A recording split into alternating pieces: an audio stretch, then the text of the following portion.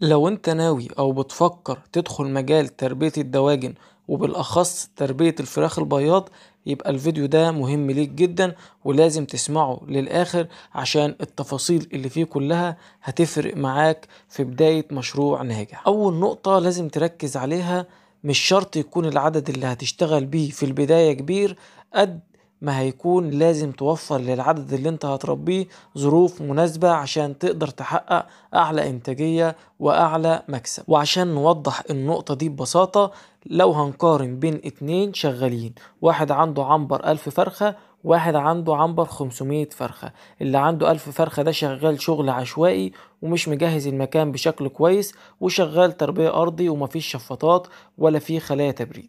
واللي عنده 500 المكان بتاعه مجهز بالبطاريات وكمان عنده خلايا تبريد وشفاطات ومتحكم في المكان عنده بشكل كويس. في النهاية هتلاقي اللي عنده ال500 بيحقق ربح أعلى من اللي بيشتغل ب1000 والمكان بتاعه مش جاهز. وكده يبقى أنا وضحت لك إن البداية الصحيحة هتفرق معاك جدا، ولازم تستثمر في المكان عندك وتجهزه بشكل كويس، لأن ده هيوفر عليك مصاريف كتيرة طول الدورة. ودورة البياض بتبقى سنة ونص تقريبا، فلازم تجهز مكان كويس ومناسب. ولو عندك إمكانية تشتغل بطاريات يبقى تشتغل ببطاريات. خلايا التبريد مهمة في فصول الصيف وارتفاع درجة الحرارة، لأنك لما تشغلها وتعتمد عليها هتحافظ على نسبة الإنتاج عندك. النقطة التانية ودي مهمة جدا وهي الخبرة. لو انت مبتدئ وما عندكش الخبرة فما ينفعش انك تجرب في عدد كبير وكمان تشتغل بطريقة عشوائية وتقول انا هتعلم مع الوقت.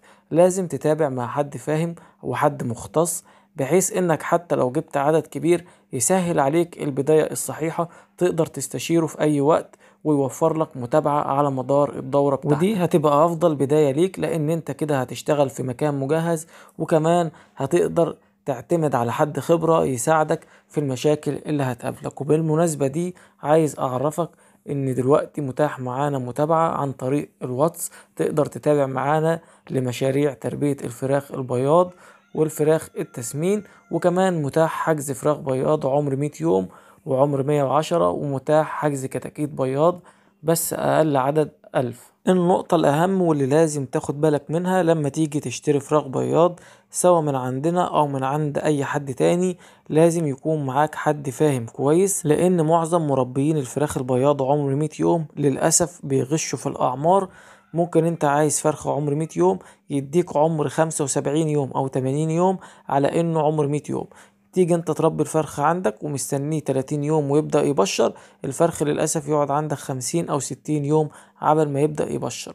لازم تاخد حد خبرة معاك وانت بتشتري الفراخ البياض، والاهم كمان انك تجيب فراخ من مصدر موثوق منه. نيجي بقى للنقطة الاهم وهي ازاي تحافظ على الفراخ اللي عندك في فترة الانتاج من الإصابات الفيروسية. لازم تتبع برنامج تحصينات قوي عشان تقدر تحافظ على الفراخ اللي عندك. مش معنى انك جبت فراخ عمر 100 يوم واخدة جميع التحصينات ان الفراخ اللي عندك هتقعد عندك سنة ونص من غير ما تاخد تحصينات.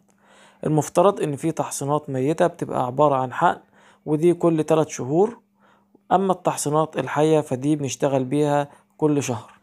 اخر حاجة عايز اضيفها لك ان الفراخ البياض عمر 100 يوم عشان تقدر تشتريها لو انت رايح لوحدك من غير ما ينضحك عليك.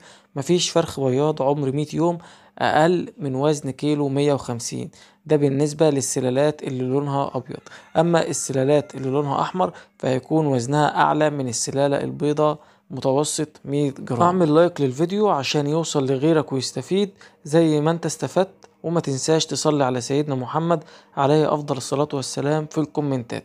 وزي ما قلنا في أول الفيديو، لو محتاج فراخ بياض متاح عندنا حجز فراخ بياض ومتاح توصيل لجميع الكميات، ومتاح حجز كتاكيت بياض أقل عدد 1000. وكمان متاح معانا متابعة للمشاريع الكبيرة والمشاريع الصغيرة. لو عايز تعمل معانا متابعة بتبقى عن طريق الواتس. وكمان متاح عندنا معدات ومستلزمات مزارع، وبرضه متاح تصميم عنابر للدواجن